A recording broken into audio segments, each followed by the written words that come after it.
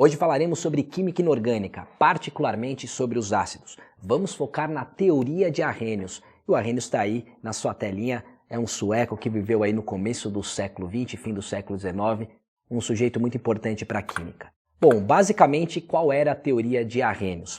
A teoria de Arrhenius se insere em outras duas teorias ácido-base, completando três. Elas não se desmentem, em momento nenhum uma compromete a outra. Eu diria que elas se complementam de forma incrível. A Arrhenius é a mais específica, ela é englobada por Bronsted de Lowry, que é englobada por Lewis. Como eu disse, nenhuma desmente a outra, nenhuma diminui a importância da outra. Elas são importantes em situações diferentes. O nosso foco vai ser a teoria mais simples de Arrhenius, que resolve praticamente todos os nossos casos, certo?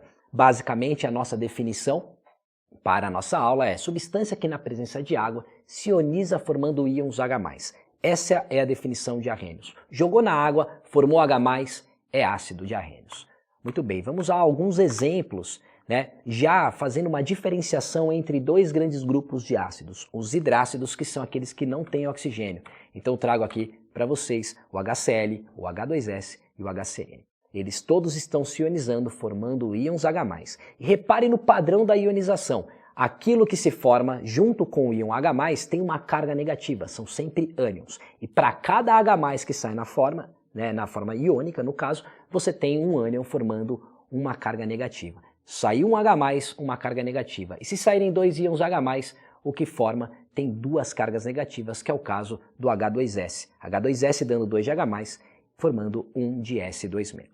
Temos também os oxiácidos, que são ácidos que têm oxigênio na fórmula. O padrão de ionização é absolutamente o mesmo. Veja o primeiro exemplo, HNO3, ele se ioniza formando H+, e NO3-.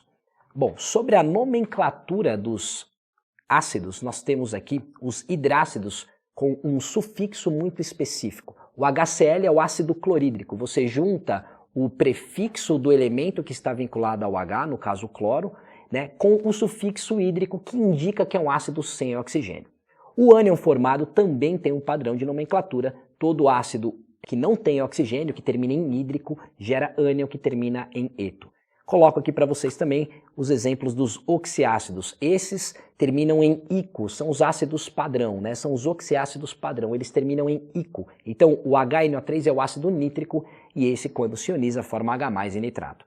Embaixo nós temos o ácido sulfúrico, veja que o sufixo é o mesmo, termina apenas em ico, tá? E ele forma na ionização o SO4 2-, que é o ânion sulfato.